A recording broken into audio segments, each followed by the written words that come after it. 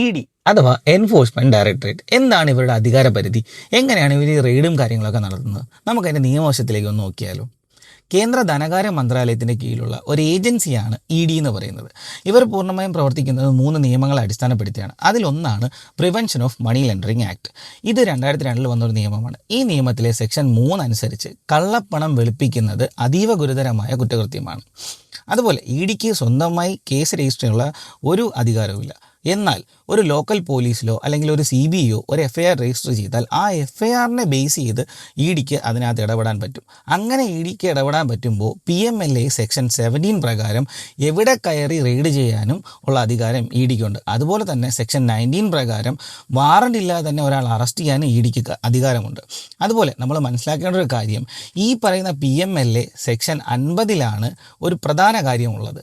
E ഡിക്ക് കൊടുക്കുന്ന മൊഴി അത് കോടതിക്ക് കൊടുക്കുന്നത് പോലെ തന്നെയാണ്, തെളിവായി സ്വീകരിക്കും. സാധാരണ പോലീസിൽ നമ്മൾ കൊടുക്കുന്ന സാധാ മൊഴി പോലെയല്ല. ഇ ഡിക്ക് ഒരു മൊഴി കൊടുത്താൽ അത് ഉറപ്പായും കോടതിയിൽ തെളിവായി സ്വീകരിക്കുക തന്നെ ചെയ്യും. മാത്രമല്ല സെക്ഷൻ 5 എന്ന് പറയുന്ന ഒരു പ്രൊവിഷനുണ്ട്. ആ പ്രൊവിഷൻ വെച്ചിട്ട് ആരാണോ കുറ്റം ചെയ്തിട്ടുള്ളത് അയാളുടെ സ്വത്ത് വകകൾ അറ്റാച്ച് ചെയ്യാനുള്ള കഴിവ് ആർക്കുണ്ട്? ഇ ഡിക്കുണ്ട്. അതുകൊണ്ട് തന്നെ സാമ്പത്തികമായ കുറ്റവാളികളെ പൂട്ടാനുള്ള ഇന്ത്യയിലെ ഏറ്റവും വലിയ പവർഫുൾ ആയുധമാണ് ഇ ഡി എന്ന് പറയുന്നത്. നിയമം അറിയാം, സുരക്ഷിതരാകും.